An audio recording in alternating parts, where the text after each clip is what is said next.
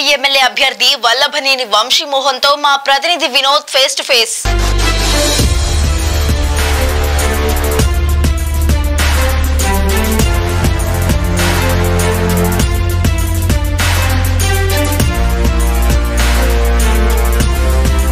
గన్నవరం నియోజకవర్గం ఆంధ్రప్రదేశ్కి హాట్ టాపిక్గా మారింది. అదేవిధంగా ముఖ్యంగా వల్లభనేని వంశీ ఇక్కడ ఎమ్మెల్యే అభ్యర్థి. గతంలో 2 సార్లు ఎమ్మెల్యే కూడా గెలిచారు, ఎన్నో అభివృద్ధి కార్యక్రమాలు చేశారు. సార్ చెప్పండి సార్, హ్యాట్రిక్ కొట్టే దిశగా ఏ విధంగా పయనిస్తున్నారు? నేను గత 2 సార్లు కూడా తెలుగుదేశం పార్టీ నుంచి పోటీ చేయడం విజయం సాధించడం జరిగింది. ఈసారి జగన్మోహన్ రెడ్డి గారు పేద బడుగు బలహీన వర్గాల్లో చేస్తున్నటువంటి మంచి ఇంగ్లీష్ మీడియం పెట్టడం పాఠశాలలో అనేది చూసి నేను అన్కండిషనల్గా సపోర్ట్ చేయడం జరిగింది. ఈసారి జగన్మోహన్ రెడ్డి గారి ఆశీస్సులతో వైఎస్ఆర్ కాంగ్రెస్ పార్టీ తరఫున ఫ్యాన్ గుర్తు మీద నేను అట్లాగే మా ఎంపీ క్యాండిడేట్ చంద్రశేఖరరావు గారితో పోటీ చేస్తాను.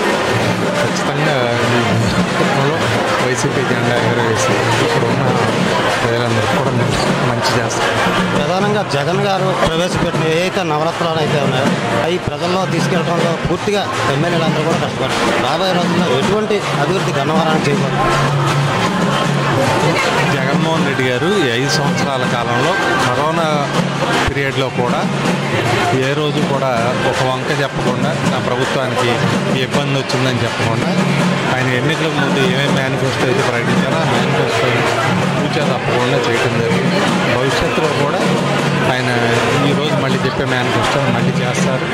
దాన్ని ప్రజలందరూ చేరేలాగా మేము కూడా చేస్తాం. Thank you sir. ఇదే విధంగా చూసుకున్నట్లయితే గన్నవరం అభివృద్ధి కోసం ఎంతో పాటుపడతానని చెప్తున్నారు వైసీపీ ఎంపీ అభ్యర్థి చంద్రశేఖర్ గారు మనతో పాటున్నారు. ఈ ఏదైతే ఈ జగన్ యొక్క పథకాలు ఉన్నాయో ఈ అన్నీ కూడా ప్రజల్లో ఏ విధంగా ప్రవేశపెడతారు? అసలు జగన్ గారి యొక్క పథకాలు ముందుకు ఎలా ప్రవేశపెడతారు? జగన్ గారి యొక్క పథకాలు ముందుకి ప్రజల్లోకి ఏ విధంగా ప్రవేశపెడతారు?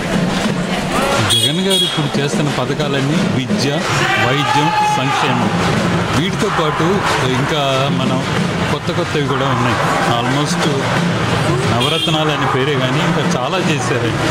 ఇవన్నీ కూడా పేద ప్రజలకి, బడుగు బలహీన వర్గాలతో పాటు అగ్రవర్ణ పేదలకు కూడా సంక్షేమం అందుతుంది.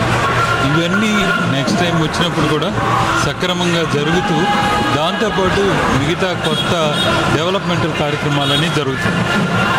రోజు రోజుకి కూడా వాలంటీర్ వ్యవస్థను వ్యతిరేకిస్తూ కూడా ఇతర పార్టీలు చేస్తున్నాయి. దానివల్ల చాలామంది వాలంటీర్లు ఇప్పటికే రాజీనామా చేస్తారు. ఈరోజు కూడా సుమారు ఒక 10 మంది రాజీనామా చేస్తారు. రాబోయే కాలంలో వాళ్ళ భవిష్యత్తు ఏ విధంగా చూడాలనుకుంటున్నారు? జూన్ 4న జగన్మోహన్ రెడ్డి గెలిచిన తర్వాత వాలంటీర్ వ్యవస్థ మళ్ళీ మామూలుగా వచ్చేస్తుంది. వాలంటీర్ల వల్లనే సంక్షేమం ఈ వృద్ధులకి వీళ్ళందరికీ పెన్షన్లన్నీ వాళ్ళ చేతికి ఇంటి దగ్గరకు అందుతున్నాయి. ఇలాంటి వ్యవస్థ మన భారతదేశంలో ఎక్కడా లేదు. కాబట్టి వాలంటీర్ వ్యవస్థ అనేది కంటిన్యూ అవుతుంది.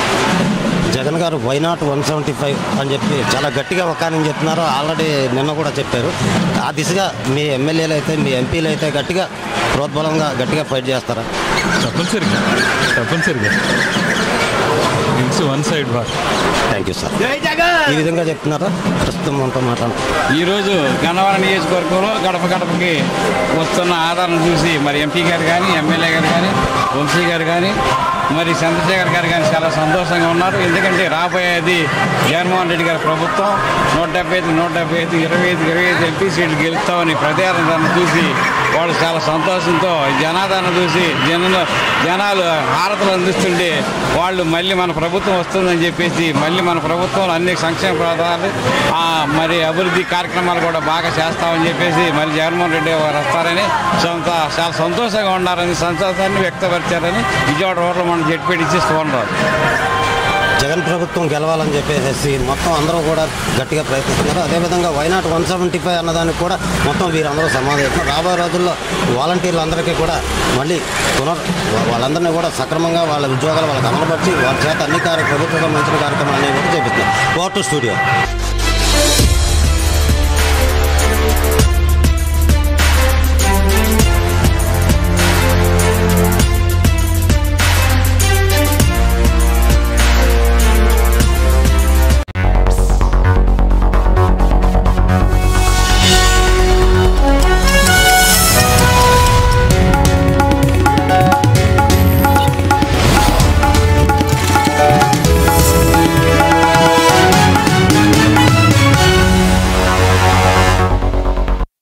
శ్రీ రాఘవేంద్ర స్వామి మఠానికి